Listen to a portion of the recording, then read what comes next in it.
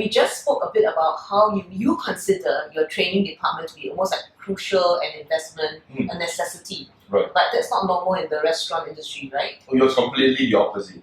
Yeah, so if you look at us, probably we call it extremists because we focus so much on that. Because as far as this industry is concerned, it is cutthroat. It's always about how do you cut the cost.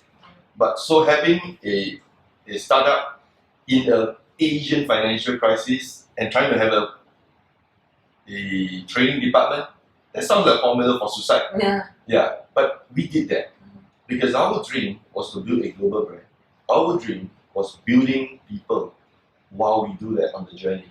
So that's why the emphasis to do that. And over the years, we have actually seen great results from the work that we have actually put in since day one in terms of building the foundation, learning, even myself. Every year I try to go for certain courses.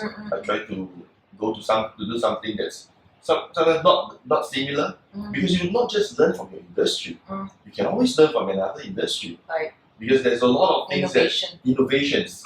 How did the industry adopt some of those different thinking? That's why right now there are a lot of talk about using 5S, lean management, Six Sigma into the service industry. Right. But these are theories that have been used in the manufacturing industry for the longest time. But they're all applicable. So why did we take so long to start looking at that? But as far as Sakae is concerned, we started looking at those at a much earlier time. Right. Because we believe that if you're going to bring yourself up to a global stage, you need to be looking, you must really open the mind. Global mindset. Global mindset. So let's talk about the Eisenhower Fellowship that you did for this global mindset shift that you had. Right. So the Eisenhower Fellowship was a transformation experience for me. Because during those 2 months that I was in, because the requirements you must be there in 2 months. You can't come back. And during the 2 months, you can tailor-make a program. So I studied 2 things there. One, how to build global brands in a sustainable manner. Because today, who are the global brands? Coffee, Starbucks, hamburger, McDonald's, fried chicken, KFC, Pizza Hut. If you put this 4 person on this platform now, name a brand from this part of the world that can be the same day. And you realize that, so there's not much of knowledge of how to make that. So where is it? In the US. So when I went for the Eisenhower Fellowship, I took the opportunity to study how to build global brands in a sustainable manner. Because eventually, that's the dream of building Sakae to be the top brand we call. Drink sake, eat sushi, sake sushi. That's the brand we're talking about. So anywhere in the world, people can accept. But how do we embark on that journey? So we are doing something that's quite different. It's a brand building project. Many people look at it as an F&B hospitality. Yes, it is, but beyond that, there's a higher purpose. It's about building a brand with a promise, a brand with a value. So the value system that we adhere to very strongly to our heart is we are doing something that will serve to our own parents, will serve to our own children. So there are, of course, a lot of benchmarking, a lot of standard operating procedures that all organizations go through. You can train the people, but if the people don't do it from here, you know that you need to have a monitoring system. But we think otherwise. We want to build a brand with a soul within it. And this soul comes from all the heart, from the people that firmly believe in the values that were created in the Sakae culture. Right. So you said you studied 2 things at the Eisenhower Fellowship. The other was? Yeah, the other was the capital markets. All enterprises at a certain stage, beyond just management skills and business model, you need funding. You need the capital mechanism coming. So today, if you look at India, 1 over billion, China, 1 over billion, ASEAN, 700 over million, you add that up, that's almost half the world population.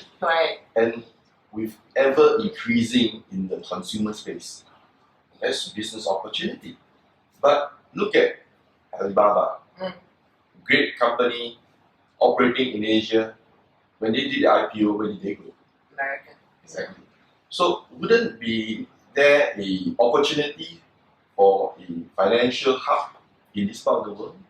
what are the financial people thinking? So I went to meet a lot of private equity people, business officers, family officers, and we eventually led to the set of Sakae Corporate Advisory, because we saw an opportunity that there are a lot of opportunity for funds to come to this part of the world, but they are looking at where should they put it, how should they put it, who should be assisting to do the introduction. Right. Yes. And through this network, we saw a huge opportunity. Sakae Corporate Advisory today is a member of the Emerging Market Private Equity Association, which is a large private equity association with all the top brand names of the PE funds. But we haven't just set up a few months, we became a member there because of the network that we built during the Eisenhower Fellowship that I actually attended. And so we're actually helping, using this platform, to help enterprises leapfrog to the next step. Both in terms of not just helping them to do the funds, but looking at the model, helping them the leadership, guiding on some of the management expertise, throwing some crazy ideas, because sometimes you don't come from the industry, you're not blind. You come out and you ask this very innocent question, and that can spark off some thought process. Yes. And that sometimes could be that simple.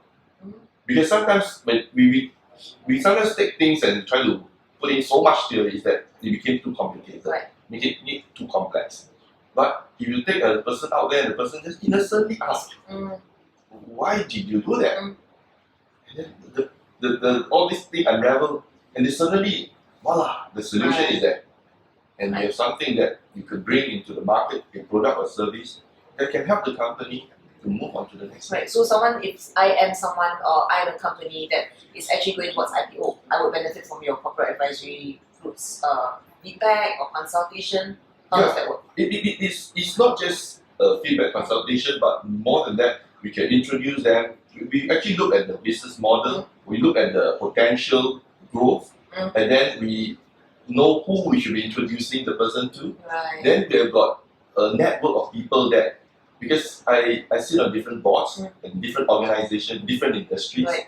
So over the years, I've got a lot of IPs in it. Yes. And now is the time that I would like to utilize this IP to do something that's meaningful, that's helpful. I see. Great. And you have already some companies you're looking at? And, Yes. and how do you decide which one is in for you and which one, no, I can't consider this one?